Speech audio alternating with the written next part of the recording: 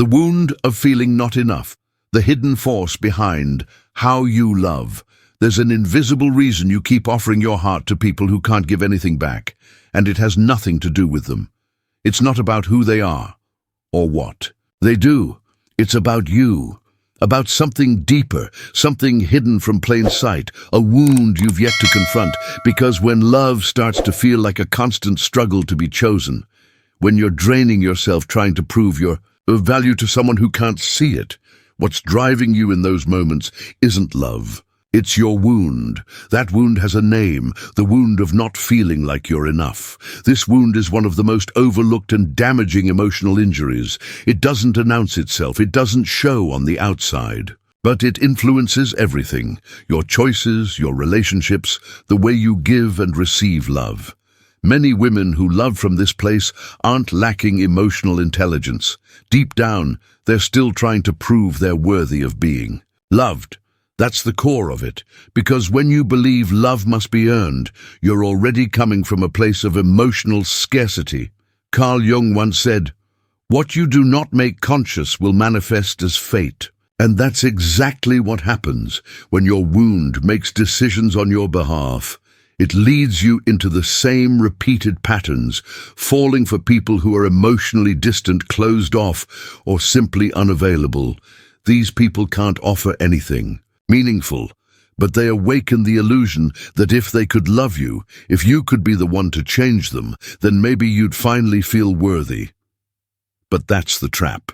You're trying to heal your sense of worth through someone who isn't emotionally available in the first place. And that's no accident. It's a reflection of what you still haven't given to yourself. This didn't begin with them. It began with you. With the moment in your life when you first learned that your value depended on how hard you tried, when you believed you had to be more obedient, more perfect, more pleasing just to be loved. That belief embedded itself deep in your unconscious. Now, without realizing it, you replay the same story, hoping this time the ending will be different, that this person will choose you, that this love will finally heal what once hurt. But it never works that way. As long as your wound is in control, the outcome is the same: frustration, emptiness, and a persistent sense of not being enough. You give everything, you wait, you hope, and when it's not returned, you blame yourself. Maybe I was too much. Maybe I shouldn't have said anything. Maybe I expected too much. And by doing this, you unknowingly become your own critic. This isn't love. It's a coping mechanism, your psyche's attempt to fix what was broken long ago. But here's the difficult truth. No one is coming to give you the love you keep withholding from yourself. No one else can fill the void left by your own absence. Yes, that realization hurts, but it's also the doorway to your freedom. Because once you truly grasp this, you stop begging for love. You stop making excuses for someone's emotional distance. You stop chasing people who can't see you. You no longer feel the need to convince anyone of your worth. And if someone doesn't recognize it, that's not your responsibility. Carl Jung described individuation as the process of internal integration. That journey begins when you finally look at your wound without denial. When you understand that your craving for love comes from a neglected part of yourself, one that existed long before this relationship. That part of you, the younger you, needs your presence now. Your compassion, your love. Only you can offer her that. Only you can heal her. And if you don't take that responsibility, you'll keep finding yourself in the same relationships, different names, different faces, but the same pattern. You'll keep loving people who can't give anything back. So before pointing the finger outward, ask yourself, where am I loving from? If it's fear, abandonment, or emptiness, it's time to stop, to pause, to turn inward. Because giving your entire self to someone who doesn't even know how to receive it isn't admirable. It's emotional self-neglect. And sacrifice doesn't create love. It drains you. This is the origin, the root of why you're drawn to emotionally unavailable people. But there's something deeper you need to understand. Why are you attracted to lack? Why does emotional distance pull you in? Why can't you let go, even when you know they're not good for you? This question holds the secret logic of your wound, the reason you keep repeating what hurts you most. There's a subtle pain, quiet and persistent, that becomes a pattern when it goes unhealed. A pain that leads you in the wrong direction. One that convinces you love exists where it hurts, that if someone doesn't choose you, you must be the one at fault. And that's how the cycle starts. A recurring story you don't even realize you're in. A story where you're continuously drawn to people who are cold, distant, and unavailable, yet somehow they leave a lasting impression. It's not random. It's not bad luck. It's not just poor taste in partners. It's your wound, choosing what feels familiar. When you grow up in an environment where love was conditional, where affection had to be earned, your nervous system begins to equate love with struggle, sacrifice, and waiting, and your unconscious seeks that same emotional energy in adulthood. That's how the cycle keeps going. But here's the turning point. Your heart isn't pulling you into these situations to punish you. It's pulling you into them to heal what was never resolved, to finally close the loop. Carl Jung said, "The unconscious is always striving to complete itself, and one of the ways it does that is through symbolic repetition." So you unconsciously seek people who make you feel the way you did with someone who hurt you, hoping this time it ends differently. That's where self-deception begins. You start believing that if you can make someone love you, someone who doesn't even have the capacity to love, you'll finally feel whole, but that love never arrives. Still, you stay, you wait, you justify. You convince yourself you're fighting for something meaningful, when in reality, you're just replaying an old wound. A wound rooted in scarcity, in the belief that love is rare, that it must be earned with suffering. So you become used to fragments, to breadcrumbs. You turn small gestures into entire fantasies. A message, a look, a brief moment. Your imagination does the rest. And the cruelest irony is that when someone comes along who actually sees you, who treats you kindly, who doesn't require you to prove yourself, you feel disconnected, suspicious, even bored. You push them away. Why? Because your wound doesn't recognize healthy love. You've come to equate love with anxiety and effort. So when it's calm and consistent, it feels unfamiliar, even unsafe. That isn't love. That's unresolved trauma. Masquerading as love, your body has adapted to hypervigilance, to fearing abandonment. So you feel most alive in relationships that hurt because pain has become your comfort zone. And each rejection reactivates that old wound, that younger part of you who was never enough, who had to fight for attention, who still hopes someone will finally say, "I choose you, I love you, I see you."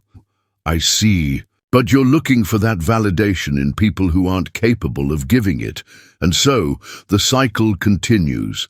Love becomes a battle you always lose, because what it costs is your peace, your energy, and your sense of self-worth. Eventually, you forget whether you're fighting for love or just repeating old abandonment. That's when awareness must step in. As long as your wound stays buried, it will keep choosing your relationships. It will disguise dependency as love, and you'll keep blaming yourself, thinking you are the problem, but you're not. The only thing you need is to heal the part of you that learned to suffer to feel loved. You don't need someone to change. You need to wake up, to see the pattern, to realize that love born from emptiness only brings more emptiness, and you deserve far more than that.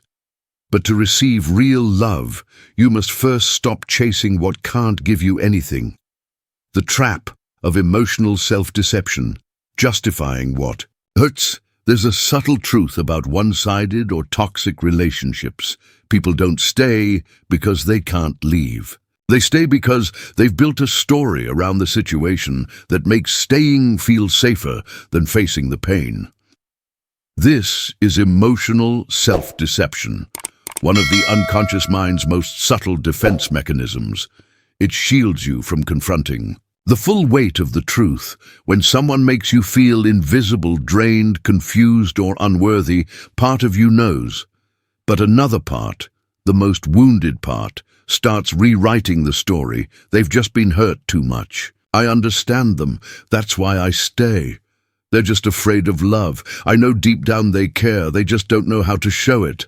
And so, without realizing it, you start holding the relationship together with imagination instead of reality. You rewrite emotional neglect as sensitivity, coldness as fear, detachment as depth. It feels like empathy. But it's not. It's fear, a deep-rooted fear many of us carry, the fear of realizing someone you love doesn't love you back, not enough to stay, not enough to change, not even after everything you've given, and perhaps you already sense this.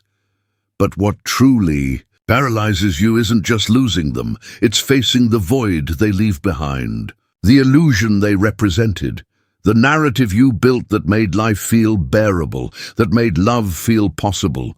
So you defend the illusion. You excuse their distance. You convince yourself they're just overwhelmed, just tired, just in a tough spot.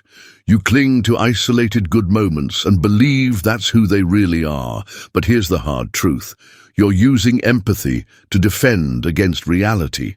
You're using pain as a reason to stay, because if you admitted the truth that they're not choosing you, you'd have to walk away, you'd have to let go.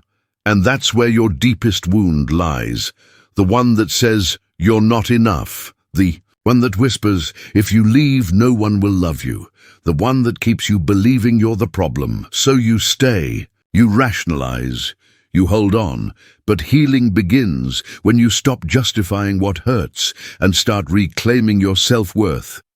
Many people quietly ask themselves the same question after a painful breakup or after returning to a relationship that left them emotionally drained. How did this happen again?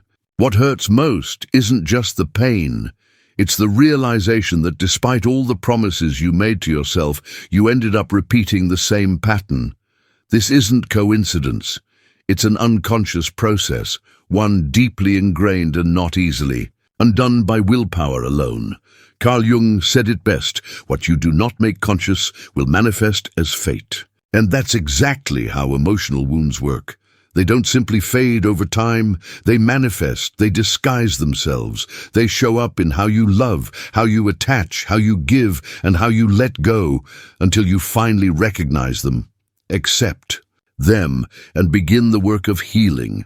Wounds formed in childhood through abandonment, rejection, betrayal, humiliation, or a lack of love leave lasting imprints. They create an emotional blueprint that silently directs your choices. You begin repeating the same patterns. Not because you want to suffer, but because your soul is attempting to resolve a story that never found closure. And it seeks that closure in your intimate relationships, because these are the spaces where your unconscious pain can surface. It's often in the relationships you value most, where you give the most of yourself, that your deepest wounds are activated. That's why sometimes falling in love feels so intense, like you've met your soulmate, your missing piece, someone destined. But it's not destiny, it's recognition. Unconscious recognition. Your wound senses a familiar energy, not from joy, but from pain. Your body remembers, this feels like the abandonment I once knew. And instead of leaving, you stay, hoping this time you can fix it, rewrite the ending.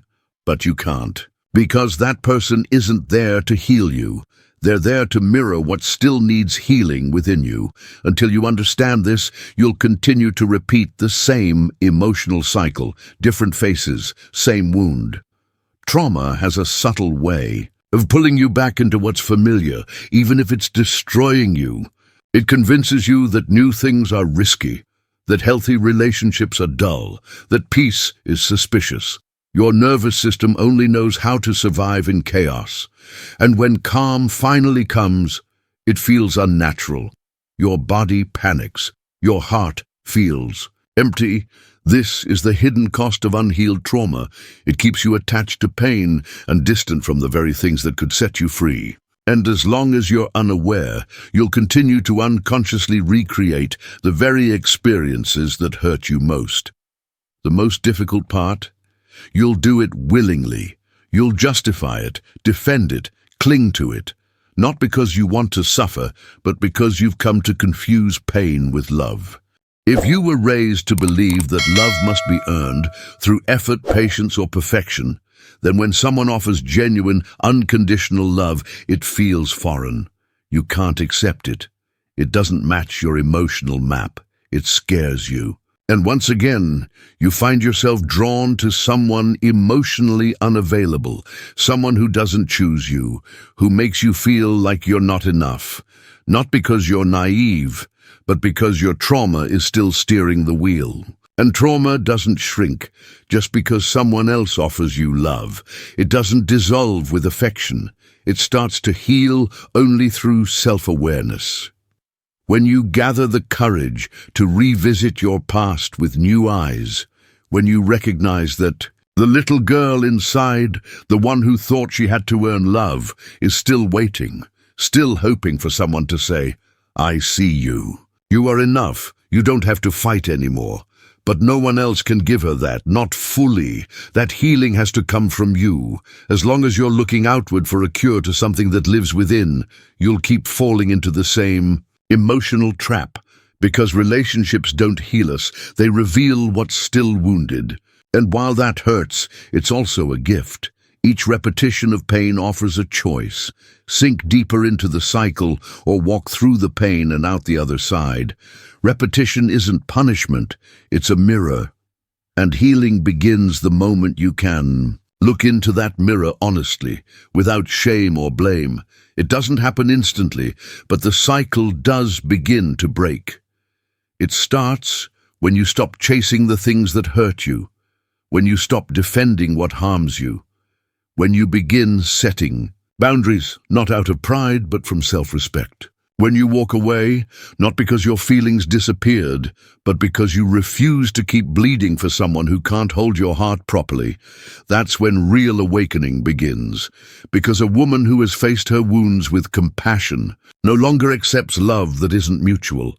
She no longer settles for emotional scraps. She no longer convinces herself that almost love is enough. She doesn't repeat her trauma, she transforms it, she turns it into wisdom. And from that place she begins to love differently, not from fear or emptiness, but from awareness and wholeness. This is what real change looks like. At some point, every woman who has loved from her wounds reaches a moment when something inside her breaks. But this time, it's not like before. This isn't a collapse. It's a crack that lets light in, a rupture that opens her, not just to pain, but to truth. In that moment, amid the heartbreak, the fear, the tears, something within her awakens, and it cannot fall back asleep. That moment comes when you're no longer able to carry the emotional burden of a lie, when you can't keep excusing what clearly isn't love, when you're exhausted from chasing someone who never truly chose you. Even if you still care, you choose to let go. Even if your heart aches, you choose yourself. That is the real beginning of healing. Healing isn't a magical transformation. It's not a linear journey. It's not waking up one day and finding everything perfect. It's deeper. It's raw. It's sitting with yourself and saying, yes, I was that little girl who didn't feel worthy. Yes, I learned love through fear and sacrifice. Yes, I betrayed myself to be accepted, but then adding one essential truth, no more. There comes a point when pain is no longer an excuse. It becomes your fuel, not to justify past choices, but to build the love and life you deserve. That's healing, choosing with awareness, not from wounds. Carl Jung described individuation as the sacred journey where the soul meets itself. It's the process of no longer living for others, of dropping the roles, the masks, the expectations. It's the choice to stop abandoning yourself to fit in. True individuation requires integrating your past, not burying it, but understanding it. When you do that, you stop projecting your pain. You stop choosing out of fear or emptiness. You no longer seek approval through someone else's love, because something deep inside has changed. Something you were never taught but always needed. You are enough. This isn't just a feel-good phrase. It's a truth you finally feel when you commit to inner work. When you stop avoiding pain and start facing it step by step, you return to yourself. You come home. This journey isn't neat. There will be setbacks. There will be days you miss even the people who hurt you. That's normal. Emotional memory circles back. But now you see the pattern. You've reached the bottom. And it's not the end. It's the beginning. The dark place that leads you to your worth. When a woman meets herself with radical honesty, she changes. She stops bargaining with her dignity. She no longer gives her energy to places that offer nothing in return. She stops begging for love from people incapable of giving. That shift changes everything. You begin to find peace in solitude, deeper than the chaos of being with the wrong person. You grow comfortable with your own company. You love from a place of fullness, not need. And when real love comes, it feels safe. It doesn't make you question your value. It doesn't demand that you chase it. It doesn't confuse you. Real love doesn't drain. It uplifts. It doesn't hide behind words. It shows itself through action. Most importantly, it doesn't try to fill your emptiness. It walks beside you while you do the work to fill it yourself. This is what happens when you choose differently, not because you stopped feeling, but because you finally chose yourself. You realize the most important love isn't the kind you're given. It's the kind you stop denying yourself.